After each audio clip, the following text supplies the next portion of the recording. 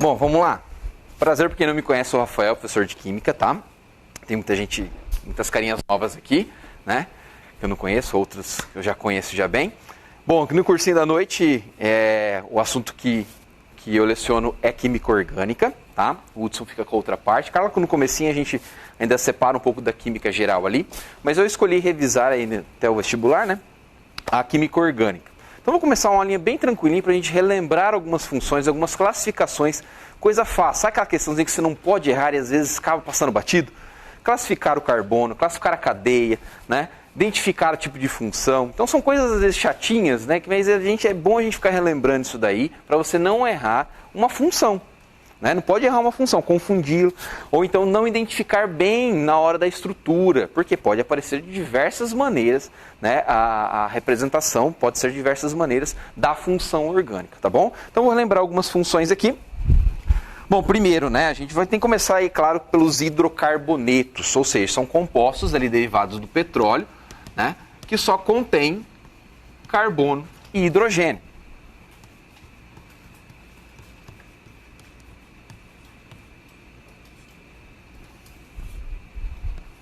Então, como só contém carbono e hidrogênio, a gente pode dividir na classe aí dos alcanos, alcenos, alcinos, ciclanos, ciclenos, ciclinos, aromáticos, tá? O que é isso daí? Alcano é quando só tem ligações simples entre os carbonos. Alcenos quando tem pelo menos uma dupla. Se tiver duas, alcadienos. Se tiver três duplas, alcatrienos. E assim vai indo, tá? Quando eu tenho tripla ligação, aí entra na classe dos alcinos. Mesma coisa. Uma tripla, alcinos. Duas triplas, alcadinos. E assim vai. Depois eu tenho os compostos cíclicos, que contêm só ligações simples, ciclanos, que contêm duplas, ciclenos, que contêm tripla, ciclinos. E os aromáticos têm que apresentar, né, aquela ressonância, já eu falo um pouquinho sobre ela, tá bom? Então vamos lá, colocar aqui alguns exemplos, a gente dá o nome, classifica o carbono, também temos a classificação, né, do carbono e tanto da cadeia. Primeiro eu vou começar aqui, ó, colocando dois exemplos, uma cadeia aberta e uma cadeia fechada, só para a gente diferenciar, tá? A representação, né, a gente pode usar desta maneira, por exemplo, onde eu mostro aí as ligações entre os carbonos, tá? Ou eu coloco a mesma estrutura na forma de linhas, que é assim, ó, 1, 2, 3, 4. Cada cantinho significa que você tem um carbono, uma ligação covalente simples entre os carbonos, que é o que eu representei, isso aqui faz parte da classe dos alcanos. Temos aqui 4 carbonos seguidinhos, bonitinho, met, et, prop, but, que é a quantidade de carbonos, an, por ter apenas ligações simples, e a terminação o de hidrocarboneto. Temos aqui o butano, o gás butano, tá? Bem simplesinho. Essas são as formas mais utilizadas aí. Essa daqui aparece em muitos exercícios vestibulares. É onde as pessoas às vezes batem no olho, erra a função orgânica. Já a gente vai mostrar, vai relembrar algumas aí com vocês, tá certo? Agora, se eu colocar essa mesma quantidade de carbono, só que num sistema fechado, ficaria dessa maneira. Só lembrando, né? O carbono, ele é tetravalente. O que é isso? Ele faz 4 ligações, 4 compartilhamentos. Pode ser eles, né? 4 ligações simples, uma dupla e 2 simples, 2 duplas ou uma simples e uma tripla, tá? Essas 4 maneiras que o carbono pode se apresentar. Já falo um pouquinho sobre a hibridização, tá? Então, esta representação, temos aqui 4 carbonos seguidos, repara que não tem uma extremidade, então não tem por onde começar a contar, apenas se eu tivesse um radical, aí eu começo a contar pelo radical nesse caso. Então, já vou aproveitar aqui, ó, até colocar de uma outra cor, né? Eu vou tirar um hidrogênio aqui e vou substituir por um CH3. Temos um radical nessa cadeia fechada, tá? Então, essa cadeia fechada com 4 carbonos, repara que eu tirei um hidrogênio para que o carbono, esse em questão, tivesse as 4 ligações, temos um radical. Então, se eu quisesse numerar, nesse caso eu não preciso, tá? Mas, por que eu não preciso? Porque eu só tenho um radical. Se eu tivesse 2, eu precisaria numerar, tá? Nesse caso eu não preciso porque, pelas regras, o carbono número 1 do meu composto fechado é aquele que está ligado ao meu radical. Então, esse é o carbono 1. Então, neste caso, tanto faz eu contar no sentido horário ou anti-horário que o meu radical, que no caso eu chamaria ele de metil, está ligado ao carbono 1. Ah, então coloca outra aí só para eu ver como é que fica. Vamos colocar, vamos tirar um hidrogênio desse cara aqui, ó, vou colocar outro radical aqui. Bom, eu tenho 2 situações, né? Na hora de numerar a minha estrutura e dar o nome correto para essa estrutura. Primeiro, né, como os radicais são os mesmos, então tanto faz eu escolher esse como o número 1 e esse como o número 1. Só que agora o que eu tenho que fazer? Eu tenho que ter os menores números para todo mundo. Isso é a regra geral, tá? Então os menores números para ramificação, para radicais, para função, enfim, para tudo, tá? Claro que vai ter as regrinhas ali quando você tem prioridades, como no caso de função. Função você tem a primeira prioridade, depois vem a saturação, depois a ramificação, tá? Então nesse caso aqui, eu tenho que dar um jeito de contar de tal maneira que dê os menores números para os radicais. Então nesse caso a escolha aqui deveria ser no sentido horário, já que eu estou considerando o carbono número 1 como esse cara, certo? Então eu teria que seguir no sentido horário. Então esse o 2, esse o 3 e esse o 4. Ficando então como 1,2 dimetil. Por que dimetil? Né?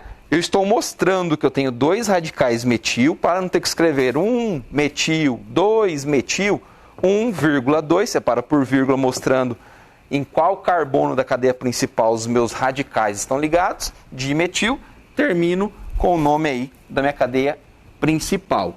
Como é cíclico, começo com a palavrinha ciclo, né, e termino aí com o prefixo but, 1, 2, 3, 4, met, et, prop, but, ligações simples entre carbonos em fixo an, terminação o de hidrocarboneto.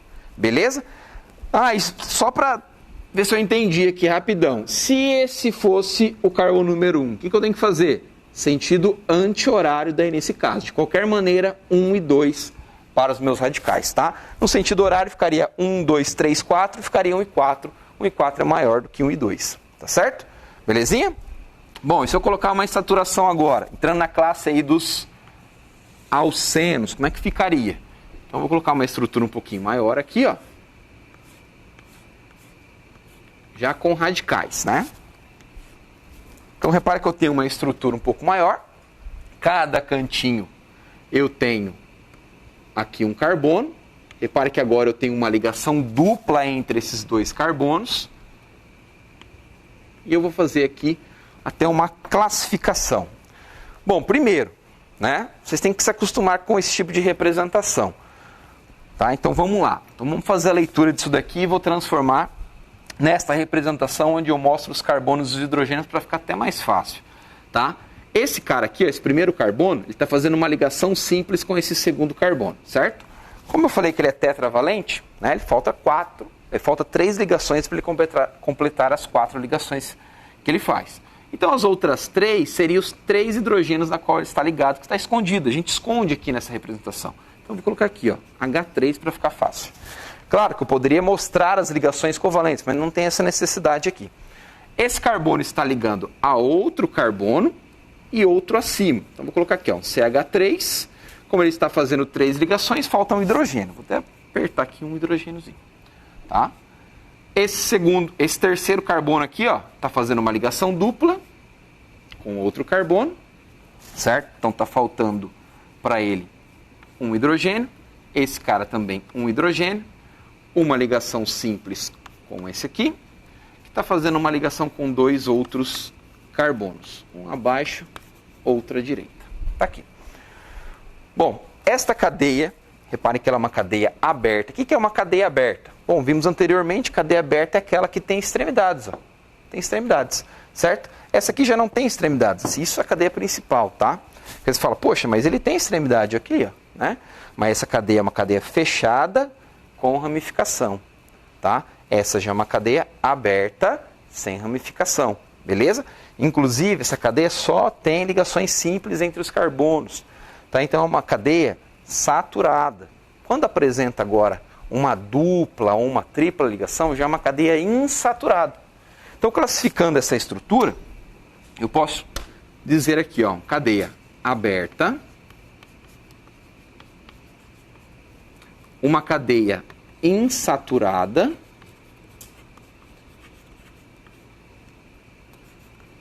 que mais?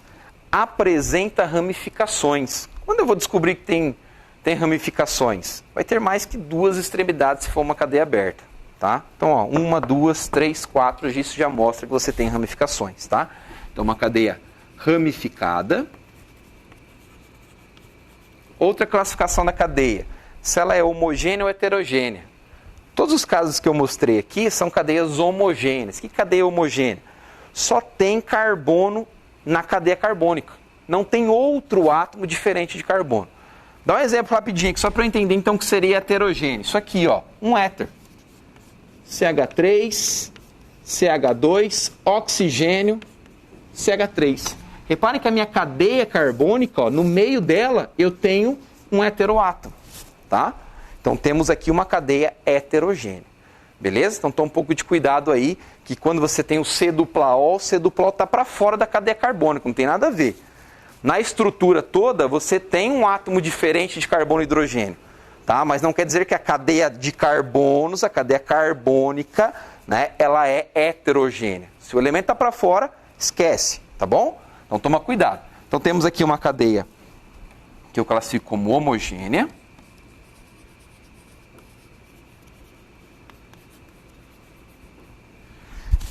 E o que mais? Bom, poderia até classificar a função dela aqui já, né? Que é um alceno, tá? Vamos dar nome aqui. Inclusive, né, também eu posso pensar em questão se ela é aromática ou não aromática, que é não aromática e não apresenta, né, a ressonância da minha ligação π, que é essa da dupla. Outro detalhe da classificação, antes de eu dar o nome. Falei agora há pouco as formas que o carbono pode apresentar, né? Aquelas formas ali a gente pode chamar de hibridização do carbono, tá?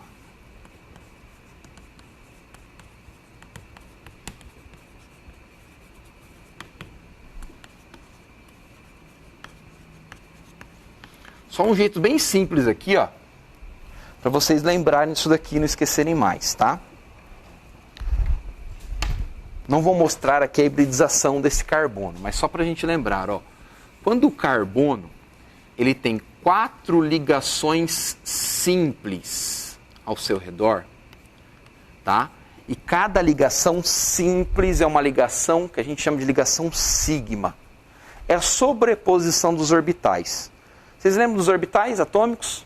S, P, D, F. São regiões de máxima probabilidade de a gente encontrar o elétron, tá?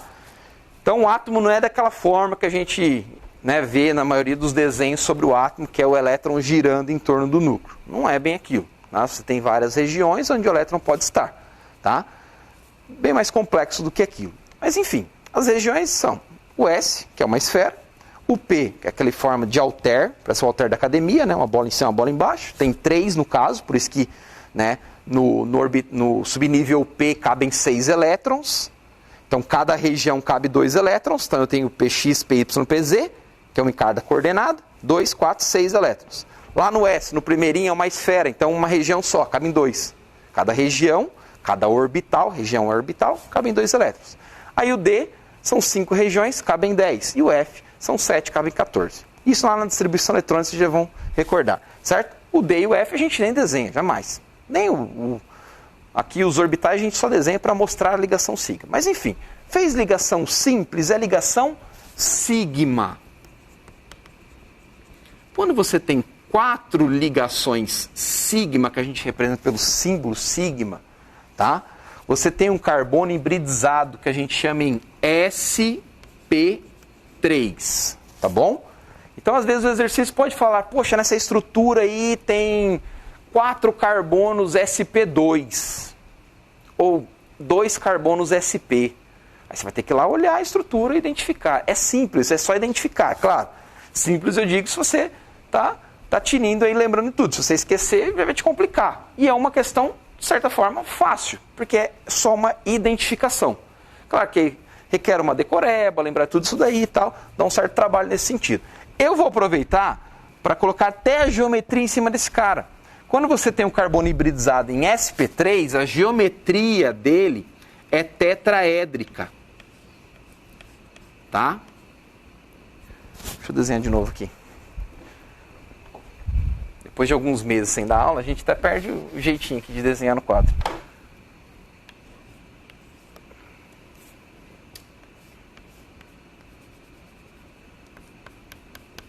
Ó, para quem ainda não entende essa representação, inclusive, isso aqui é a forma de você desenhar em 3 dimensões no seu caderno, tá? Essas ligações aqui, ó, são ligações sigma. Isso no plano do quadro, tá? No plano da sua folha. Essa daqui, ó, tá lá fininha, começa a aumentar de tamanho. É uma representação de uma ligação sigma saindo para fora do plano do quadro. E aquela tracejada indo para o fundo. Então, você tem o formato aqui de um arranjo de um tetraedro. Tanto que a gente chama essa geometria de tetraédrica, tá? Então, se o cara ainda quiser aproveitar lá na questão, tá analisando toda a estrutura e fala da hibridização do carbono, ou, enfim, do carbono, quantos carbonos, né, com geometria tetraédrica você tem nessa estrutura, você consegue identificar. É o carbono que faz 4 ligações sigmas, tá? E se ele não faz todas as ligações, nem todas as ligações são simples. Ele tem isso aqui, ó, uma ligação dupla e 2 simples. Primeiro, vamos lá. Vimos que ligação simples é ligação sigma, sobreposição de orbital, tá? Já na ligação dupla, você vai ter 2 ligações diferentes. Uma delas é a própria sigma, que a gente já viu, e a outra, a segunda, é a ligação π. Vocês vão lembrar lá dos orbitais p paralelos, o primeiro orbital p de um elemento com o p do outro, eles se sobrepõem, fazendo a ligação sigma. Então eles compartilham essa região. E nessa região tem um elétron desse primeiro átomo e um elétron do segundo. Pronto, tem 2. Aí naquela questão lá da distribuição eletrônica, ajuda todo mundo a ficar estável. E aí ele precisa fazer uma segunda ligação entre esses 2 átomos. Tridimensionalmente não dá mais para sobrepor nenhum orbital. Mas ele tem 2 orbitais da IP paralelos que eles se curvam tanto em cima quanto embaixo. É uma ligação mais fraca, porque não é uma nuvem, uma região que entra dentro da outra. Eles só se tocam ali. Então é uma ligação mais fraca. Tanto que lá nas reações químicas, onde que ocorrem as reações de uma maneira mais fácil? Onde tem dupla. Vocês devem lembrar aí, reações de adição ou polímeros, né? Uma reação de polimerização, uma reação de adição. Você tem que quebrar a dupla e é mais fácil quebrar a dupla. Vamos fazer a margarina na indústria. O que que faz? Pega lá o óleo vegetal, né? Adiciona gás hidrogênio, que é o H2, claro que você coloca um catalisador, você quebra a ligação dupla. Então a estrutura ela muda um pouco, tá? Ela fica mais linear, relacionando com propriedades físicas dos compostos orgânicos. Você tem uma estrutura torta, por exemplo, do óleo, né? Devido àquela dupla formar uma estrutura cis, e eu vou falar disso aí um pouquinho mais à frente, nas aulas posteriores, tá? Que eu quero... Estou retomando aqui com algumas funções, mas nas próximas aulas já quero entrar já em isomeria e reações, tá? Porque eu acho que é uma parte que a gente consegue englobar tudo isso daqui, beleza? Quando você tem estrutura cis, né, a dupla como cis, a estrutura é mais torta, o que dificulta ela interagir com outras. Então ela fica mais líquida, né, menos pastosa. Quando você vai quebrando essas ligações duplas, a estrutura começa a ficar mais linear, o que aumenta a área de interação uma com as outras, ela começa a ficar mais pastosa. Então, daquele óleo mais líquido, né, viscoso, vamos colocar menos viscoso, você vai transformando na margarina, né, numa pasta. Tá? Mesma coisa a gente pensar com os hidrocarbonetos, né? Conforme vai aumentando o tamanho do hidrocarboneto, a área de interação vai aumentando, vai tornando ele cada vez mais pastoso. Pega gasolina, líquido, querosene líquido, óleo diesel já é um pouco mais viscoso, óleo lubrificante mais viscoso ainda, graxa já tem aquele aspecto pastoso, parafina já está sólida. Estrutura só está aumentando, cadeia carbônica aumentando. Tá? Então você tem uma área maior, uma interação maior, é mais difícil eles se movimentarem, ficam mais grudados um no outro. Aqui a gente também pode pensar dessa maneira. Tá?